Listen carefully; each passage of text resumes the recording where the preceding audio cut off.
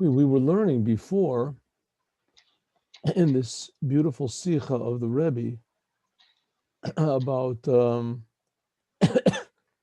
Yosef HaTzadik.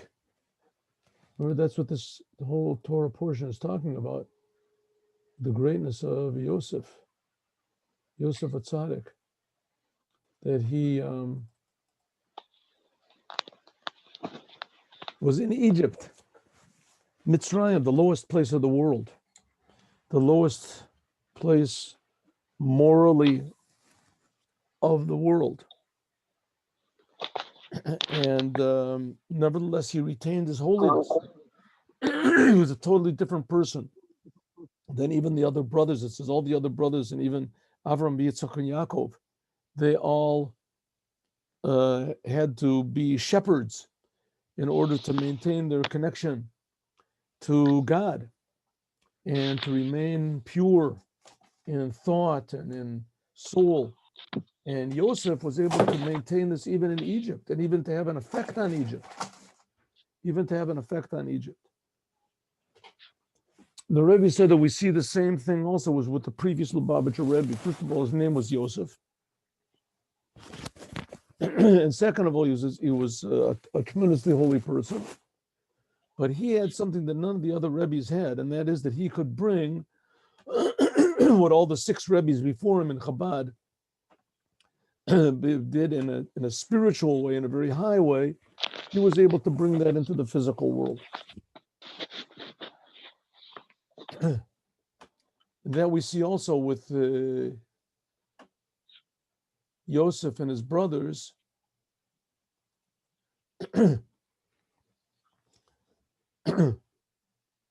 That Yosef was able to be in Egypt in the lowest place and to reveal this. And that's why the whole the whole essence of Yosef was only Yosef wasn't one of the forefathers of Judaism. He was only one of the tribes. But nevertheless, his greatness was that he was able to take everything that Yaakov, Yisrael, everything that Yaakov began and worked for his whole life, to bring it actually into the physical world, into Egypt. So that's what we're learning about. Let's take it from here. Kavod Kodesh Admor, the previous Lubavitcher Rebbe,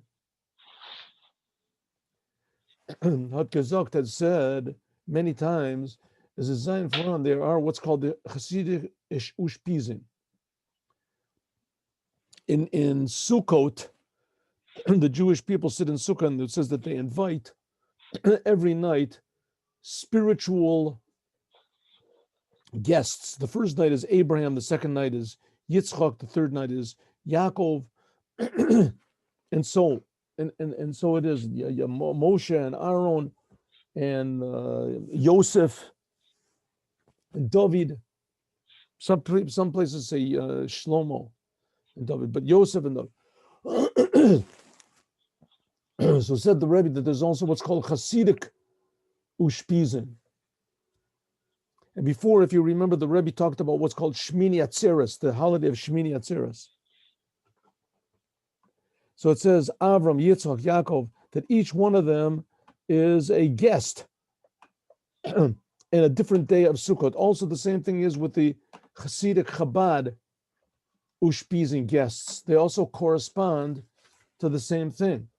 There's the Baal Shem Tov is the first day, the Mezritcher Magid is the second day, the Alter Rebbe, that's already the third day, the Middle Rebbe, that's the fourth day, that's the son of the first Rebbe, the Tzemach Tzedek, that's the fifth day, the Rebbe Marash is the sixth day, and the Rebbe Rashab, that's the seventh day. He's just listing the Rebbes of Chabad in their chronological order. So the seventh and last day of Sukkot, that corresponds to the Rebbe Shalom Dovber. The fifth Rebbe of Chabad was Yeder from Zeh, which each one of them is an Ushpiza. He is like a guest in one of the days of Sukkot. Therefore, it comes out that the previous Lubavitcher Rebbe, which he is the one that was not the sixth Rebbe of Chabad, So if you add on to the Baal Shem Tov and the Magid of Mezrich, which were before, so it ends up he's number 8. He's number 8. He comes out number 8. The Baal Shem Tov is number 1, and his successor was number 2, and the first Rebbe Chabad is number 3. So in other words, you start counting the other Rebbe's of Chabad, you already begin number 3. So it ends up that number 8 is the previous Lubavitcher Rebbe. That corresponds to Shmini Atzeret. Now, Shmini Atzeret, the Rebbe said before, he explained yesterday, that it's a holiday in itself, but on the other hand, it's called Shmini. It's a continuation of what was before. So he said that was the same thing as Yosef HaTzadik, that Yosef HaTzadik was one of the tribes, but he was able to bring everything down into the physical world. So it's like Shmini Atzeret, it's a holiday in itself, but on the other hand, it's the completion and the summary of the whole entire holiday of Sukkot. Azoy also is hinted at the name, the Rebbe's name, Yosef. Yosef, which it says that the name of a person has a big effect, especially when, because he came from the other tzaddikim, which were before him, in which they founded previously the the whole idea of Chabad, just like Avram, Yitzchak, Yaakov founded Judaism, but the level of Yosef HaTzadik was relevant to Shmini Atzeret, namely the whole work of the previous Rebbe was the same thing as Yosef HaTzadik, namely to bring down a Rup Trogan, to bring down all the Hoichen Yonim, the highest things from the Frierdiker Rebbe's, from all the previous Rebbe's, Lamata in Welt in the world. Mirzendas, we can see this from how the Rebbe was farnumen, how the Rebbe occupied himself to farsim, to advertise and spreading out Chassidut, not only in Hebrew or in Yiddish, but also in verschiedene andere Sprachen, also in other different languages. He had to translate it into French and into Spanish. In English especially, Valzayin Avoda is given to Mamshech. His whole thing was to draw down godliness everywhere until the lowest of lowest levels. We can also find the conduct of the Rebbe, two opposites, two kegenzats and katsavos, two totally diametrical opposite ways of dealing with the world, extremes, to two opposite extremes. On one hand, he was sein ganzen Wegen, it's very hard to read this, is on one hand, he was revealing the deepest ideas from Torah to Chassidut. And simultaneously, he was in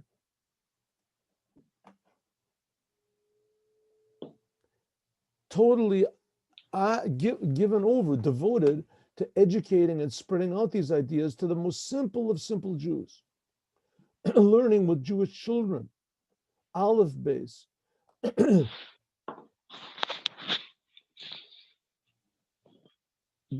trying to convince Jews to keep Shabbat, Kashrut, Torah to Mishpacha, etc.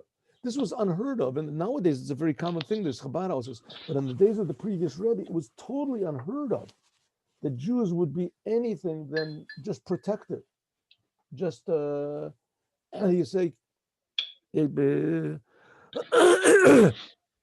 on the defensive. When does Zelber and the previous Rebbe, he got a lot of trouble because of this, because of the different other groups that he was spreading out Judaism, going out there. They thought he was going to arouse another Holocaust. The same thing is also by the Hasidim, demanded also by the Hasidim, that on one hand, their whole being,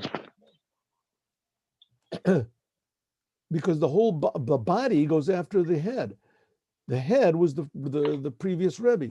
Therefore, Darfen Zich Hasidim B'Yichud Mishtadel. Therefore, the Hasidim also had to do the same thing as the previous Rebbe did, namely, they should, first of all, deal with the deepest ideas that they can, learning the ideas of Hasidut, which are a lot of ideas of Kabbalah and Torah, and on the other hand, spreading these ideas, Chinuch HaKosher,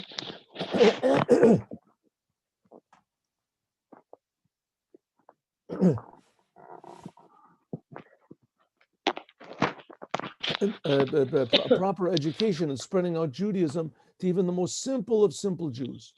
When they're Zelbet simultaneously, they have to learn themselves, personally learn Hasidut, the deepest ideas in Judaism that there are about the soul and about the creation, about God, how he creates. That's it says on one hand, the Rebbe wrote some of the most deep Maimorim that there are in Hasidut. And such a conduct is like what it was by Yosef HaTzadik that we read about in our Torah portion. On one hand, he dealt with the lowest people possible, the people in Egypt, and he also gave to the Egyptians, like it says, Heilechem Zera, he gave them even food. And but at the same time, he also was totally connected to God. Yosef HaTzadik, he's called the Tzaddik. Therefore, we can understand a very interesting thing about the previous Rebbe, how it is that divine providence brought the Gefiert the Rebbe when Azoy said in such a way as it is oisgekumen, that the result was that he always lived in big cities. Big cities. Like the rabbis say, yeshiva karachim kasha. Like the rabbis say, to live in a big city is a very difficult thing. A Torah scholar demands quiet. He demands a placid place, a place where he can not be disturbed. Exactly like Yosef HaTzadik, he was found in the metropolitan, in the biggest cities in Egypt. He was a king. The Frierdiker Nasiim, all the previous Rebbes of Chabad, they all lived in little cities, small cities, like Liazne, Liade, Lubavitch, which they had Taka, Sach, Mo, Gezucht. It's true that they, Bazucht, it's true that the previous Rebbes of Chabad, that they used to visit big cities, feel them many times, and also in going outside of Russia, to leave Tovas Aklal in order for the benefit of the community. The Rebbe Marash says, "Das is aber gewen zeitweilig." There was only very temporary, zeitweilig, aber bekavius, but in a set way that their dwelling should be was always, their dwellings were always in small cities, and even later when the Rebbe Rashab had sich Iber get Zeugen from Lubavitch, after he left Lubavitch and he went to Rostov. That was when the World War I started. So he left the dangers of Lubavitch, which was in White Russia, whatever, near to Europe, and he went to Rostov, which Rostov was very far away from Europe, but Rostov was a very big city. It's over Damot Oich, and Rostov was a big city, true, but also there, as Ober Demelt, Euch die größte Stadt gewesen, abgeschlossen from Welt. It was a big city, but it was a big city that was separated from the whole rest of the world.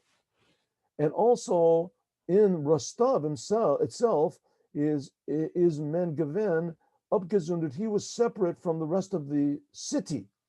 But the previous Rebbe, the father-in-law of the Rebbe says, my father-in-law, the previous Rebbe, he was from the beginning. Sein Nesius Gewen was, first of all, he was in Frier Nesius is given Frier Nesius and done Besetzen. First of all, he just traveled, and then he went to the biggest cities in Russia: Moscow, Petersburg, Leningrad, same city, different name.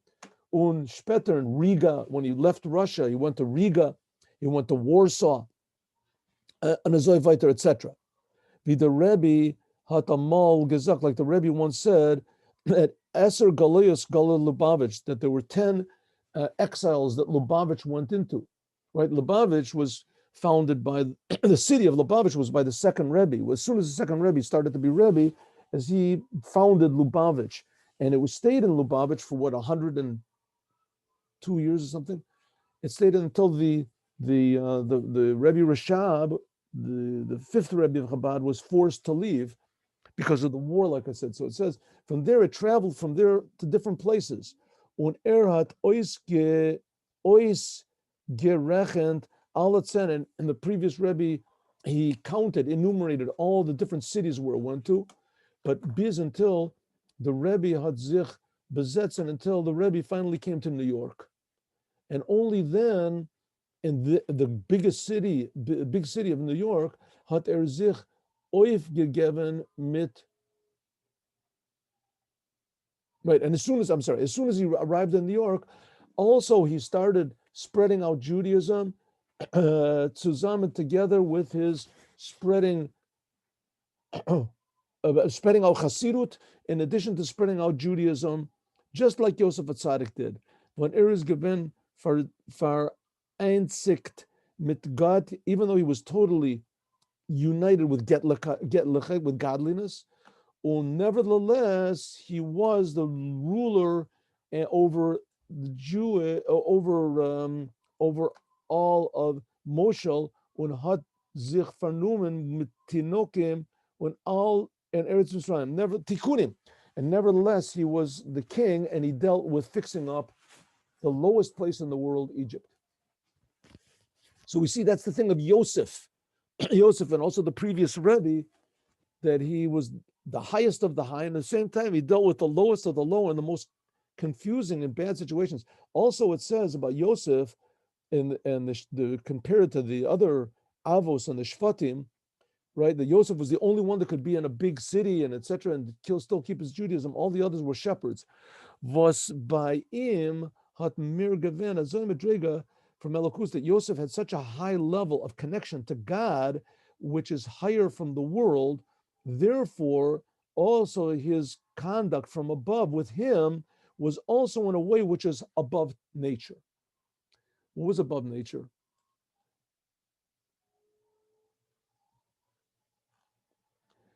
This is the reason why it says Yosef HaTzadik was punished, because he requested by the minister of wine when he was in prison, please don't forget me.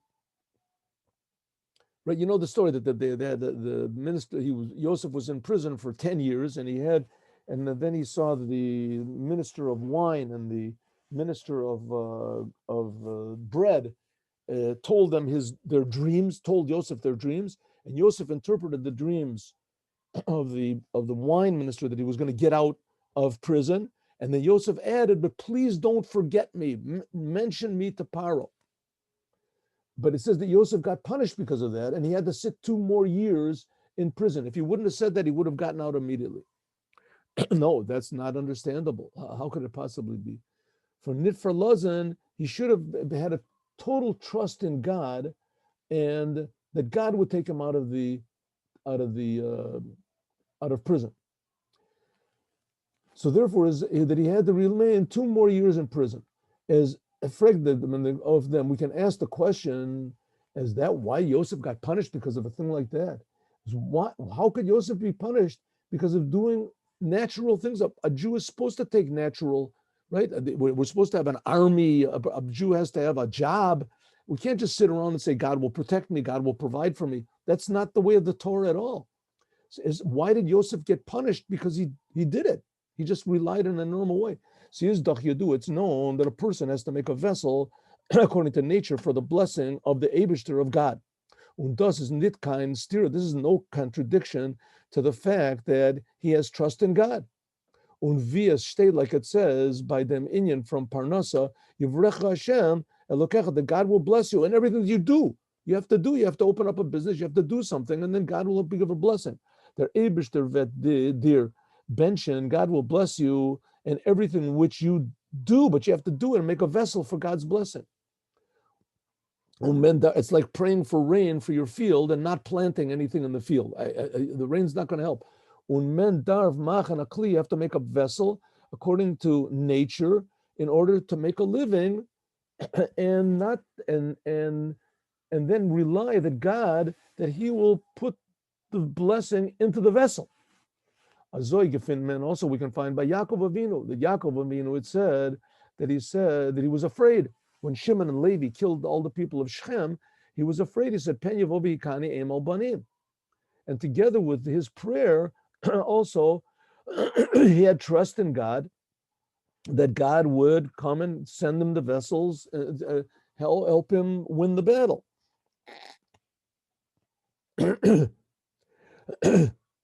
He also, with a gift from Esav and Milchama, and he was going to have he was ready for war. Durch was hat it kommen, sein Hatzalah? How did it come from that Yosef? How did Yosef? Durch was it become Hatzalah? That we see that Yaakov, in fact, Yaakov Avinu, that he did natural things, and that's how he got saved.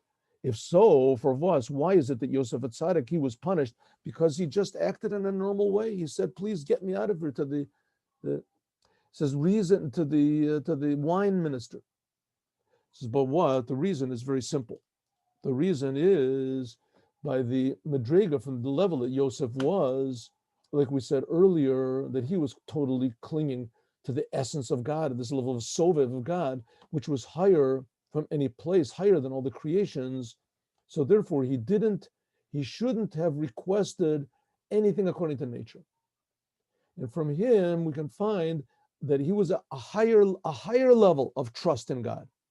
We can't do this like Yosef. On kain shum, without any depending on nature whatsoever. Like it says, Tov lachos chasot b'Hashem. We can also, this is also what happened to the previous Lubavicther Rebbe, that he went through all of the terrible things which can possibly be in this world, more than all the other Rebbes, more than, it says that what all the other, first of all, the Rebbe, he suffered in Russia terribly, the communists, they were the worst of all. And not only that, he was arrested a lot of times, and he sat in prison a lot of times. And the way he sat in prison were under conditions that were much more difficult than any other Rebbes, until that he actually was sentenced to death. It says the Alter Rebbe, the first Lubavitcher Rebbe, he was also put into prison, and it was under danger of the sentence of death. But in fact, he was never actually sentenced to death. B'poel hat men im azoi gazer din nit oisgegeben. The first Rebbe of Chabad was actually never actually sentenced to death. He was taken to prison in the black coach and everything like that, but it wasn't actually Alberdem Rebbe. But the previous Rebbe, he was actually sentenced to death by the communists. Even more, Tzvishen Zeh haben dem Rebbeim oi arrested the people that arrested the Rebbe. There were Jews. Now it says by a Jew that a Jew is what's called a Baal Bechira. A Jew has free choice. If God wants to make a miracle, so a Jew can get out of the miracle. If God wants to do a miracle and save the previous Lubavitcher Rebbe, for instance, so they can say, okay, we're going to hang him. So the rope breaks. So they say, okay, you know what? So we'll burn him. And then the fire goes out. So they say, okay, we'll shoot him. And all of a sudden the gun doesn't work. Okay, then we'll stab him. Because a Jew can keep trying and trying. A non-Jew, he sees one time the rope breaks, says, oh, this is the hand of God. That's it. I'm not going to do it anymore, right? I'm not going to. There was a big miracle. I'm going to let him go. I'm letting him go. But the Jew, he can say, oh, this is the hand of God. I'll try to kill him a different way, right? Because the Jews have the ability to go against God. We see it very common. A person that has free will says God, so to speak, he can't control a person. God hasn't. A person that wants to do sins, a Jew that wants to do sins, there's nothing that can stop him. Nothing can stop him. And God takes away his free will, but that's not what God wants to do. It says the same thing is also by the previous Rebbe. Nevertheless, there was nevertheless the Rebbe did a very big miracle occurred, that even though he was in the hands of the Jews, the hand from Yidden, Zalkenen, Tan, Vir, Welt, Oisklev. A Jew can always do what he wants to. But this is one of the explanations why it says that Reuven said to his brothers about Yosef, let's throw him into a pit full of scorpions and snakes. Let me just skip over this a little bit. It says clearly in the Halacha and in the Gemara that if a man leaves his home. He goes out to do business, whatever, his wife, and someone comes back and reports that your husband, I saw your husband fall into a pit of snakes and scorpions. So it says his wife can get married. Did you see him get killed? I didn't see him get killed. I didn't want to get close. It was just crawling with snakes and scorpions. It was so awful. And he fell into this pit. That's it. According to Judaism, she can remarry. He's considered to be dead. Says, nevertheless, it's better to be in the hands of snakes and scorpions than to be in the hands of the brothers. Why? Because the brothers, they were Jews. They had free will. Like I said, if they saw a big miracle from God, that God didn't want him to die, so they would try a different way to kill him, and then a different way. There could be 20 miracles, and they could still try to kill him. Therefore, Reuven said, let's throw him into a pit full of snakes and scorpions, because snakes and scorpions, they will do what God wants.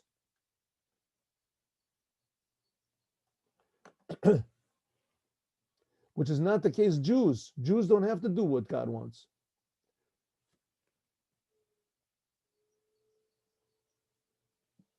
But we see by the Rebbe that the Rebbe was put into the hands of the non-Jews, and that God made an amazing miracle for him. And that when he was arrested in Russia in 1927, as he was sentenced to death, there was no way he was going to get out of it. And amazingly, he did. Or if they're Geula, it says by the future redemption, it says like the days of going out of Egypt, I will show you miracles. The future redemption will be similar to the redemption that the Jews got out of Egypt. Okay, why is the Rebbe talking about this? Because Yosef was the one who brought the Jews into Egypt. Remember, that's how we started this whole Sichot. He was the one that actually brought the Jews into Egypt. And said Yosef gave the sign of how the Jews are going to go out. Pakod pakadati. He gave this sign. So Yosef is going to be the one that's going to take the Jews out. Now, how did the Jews get out of Egypt? With amazing miracles that they never expected. No one expected it. It had never been such a thing in the history of the world. Such amazing miracles for a whole entire nation. He says, well, the future redemption is going to be the same thing. And the future redemption is supposed to occur any instant. There'll be amazing miracles, even greater. It says similar to those when the Jews left Egypt, but the Rebbe said a lot of times even greater. The Rebbe, therefore, even now that we are on the heels of the Mashiach, just like it wasn't going out of Egypt, our work is to purify the last sparks of godliness which are below. Und der Koach, the power to do this, is azoi nidrika, to purify such a low level. Und kenen tan the avoda, the birurim, to refine this world, hat uns gegeben the Rebbe, the previous Rebbe gave us. Nasi Derenu. We see that the previous Rebbe, Barum thus is given the avoda from Rebbe. This is what the Rebbe did. Kala gavoa yoter yered lamata mata yoter. Whoever is the highest can come down the lowest. The Rebbe gave us the highest powers from Chassidut, that we can come down, und das is oich unser avoda. This is our service. While the basa resha gufa azla. And he goes, after the head, the whole body goes. And I have to realize that the Rebbe was making this speech like 1 year after he accepted on himself a little bit less than a year, he accepted on himself the leadership of Chabad. The previous Rebbe passed away in 1950. The Rebbe actually was officially made the Rebbe in 1951 on Yud Shvat, which is going to be very soon. Yud Shvat, it's going to be just next month. In another, 2 weeks, something. 2 or 3 weeks. As the Rebbe became Rebbe, this was like a couple of months before the first year that the Rebbe was Rebbe. So you're saying the previous Rebbe, he gave us the power. Unser Arbeit, our work has to be the same thing. The Hechstra and Yanim, the highest of the high, learning Chassidut, the secrets of the Torah, and also those secrets of the secrets we can spread down below. until chutza. They're the lowest levels. Und durch them, by means of that, there'll be big miracles, like it says what God did with the previous Rebbe. Took him out of a pit of scorpions, saved him from the hands of his brothers, and put him into the lowest place in the world. And he managed to save the whole entire world. He maintained also his high holy status. By means of this, connecting ourselves to the Yosef of our generation, the previous Rebbe, and of course the Rebbe, he's the embodiment of the previous Rebbe. We can purify the lowest sparks, the last sparks which are in the world, and then Asimar, the Mashiach will come below 10 tefachim, the core of Mamish, now in the physical world. We'll see big miracles, and all of the Jews will go out, and all of the world will have peace and meaning and blessing in the most miraculous way, but in a way that will be accepted, because the teachings of Hasidut will have spread to the lowest places. Have a good Shabbos. Shabbat Shalom. Thank you for coming. And we'll see next week, Bez Hashem, 8:15. Shabbat Shalom with Mashiach now.